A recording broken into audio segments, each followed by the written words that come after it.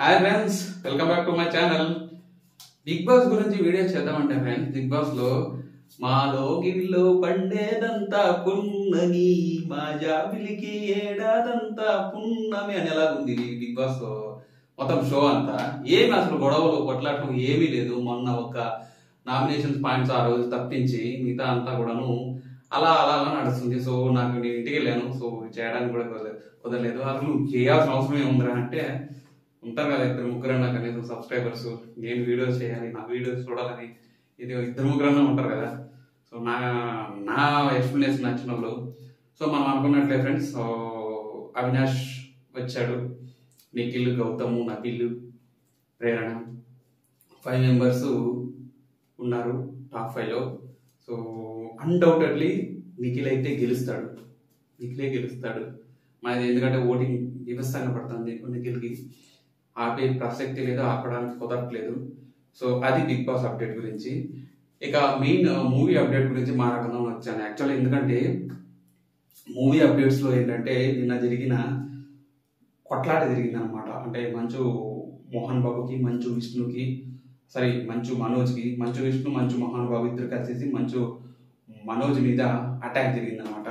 ఎందుకంటే ఈ మంచు మనోజ్కి ఎందుకు ఇలా అటాక్ జరిగింది ఇలా అంటే, ఆ కాలేజు ఉంది కదా, విద్యానికేతన్ కాలేజు చిత్తూరులో, మోహన్ బాబు గారిది, దానికి హెడ్గా మంచు మనోజ్ ఉన్నాడు అనమాట.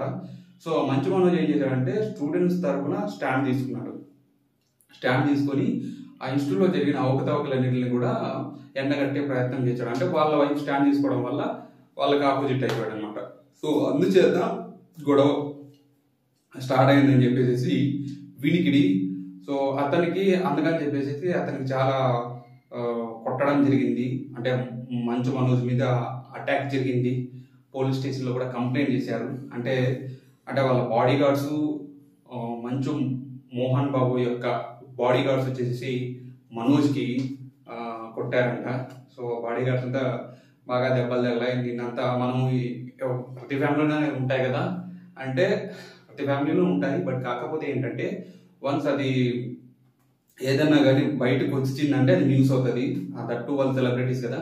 సో అది జరిగింది ఫ్రెండ్స్. సో ఇది అప్డేటు. ఇక పుష్ప అప్డేట్ గురించి మాట్లాడాలంటే, పుష్ప అసలు తగ్గేదేలా అని అలాగా వెళ్ళిపోతున్నాయి కలెక్షన్స్ మాత్రము. Fastest 500 crores. ఎందుకంటే టికెట్స్ రేట్స్ బాగా పెంచారు కదా. 1500, 1200, 2000 టికెట్లు కూడా ఉన్నాయి కొన్ని పెద్ద పెద్ద స్క్రీన్స్లో. సో అందుకని చెప్పేసి సింగిల్ స్క్రీన్స్లో అయితే తక్కువ ఉంటుంది, 200, 300 అలాగే ఉంది, 150 రూపీస్ అలాగే సింగిల్ స్క్రీన్స్లో. బట్ కాకపోతే మల్టీప్లెక్స్లో మాత్రం 1200, 1800 ఇలా ఉంది.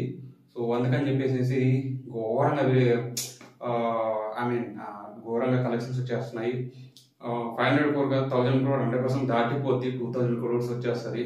సో ఎందుకంటే కొంతమందికి ఇక్కడ నచ్చకపోయినా, ఏపీలో నచ్చకపోయినా, హిందీలో నార్త్లో మాత్రం పిచ్చగా నచ్చేసింది భయ వాళ్ళందరికీ కూడా. ఎందుకంటే పుష్ప పాన్ వేసుకోవడం అన్ని కూడా వాళ్ళ కల్చర్కి, వాళ్ళ నేటివిటీకి కొంచెం దగ్గర ఉంది కదా. సో అలా వాళ్ళు ఓన్ చేసేసుకున్నారు పుష్పరాజ్ని. సో అది విషయం. దానికో అందుచేతని చెప్పేసి అది గంగమ్మ తల్లి జాతర ఉంది కదా, అక్కడ డబ్ చేసినప్పుడు కాళీమాత అని పెట్టేశారంట. సో కాళీమాత అంటే వాళ్ళు చాలా పర్సనల్గా తీసుకుంటారు, జై మాతాది అని చెప్పేసి పర్సనల్గా తీసుకుంటారు కదా. సో అది కల్చర్ని ఇంక్లూడ్ చేసినట్లు పెట్టడం ద్వారా వాళ్ళు బాగా ఓన్ చేసుకున్నారు భయ్య. సో అందుకని చెప్పేసి పుష్ప తగ్గేదే లేదు, కలెక్షన్ మాత్రం బీభత్సంగా వెళ్ళిపోతున్నాయి.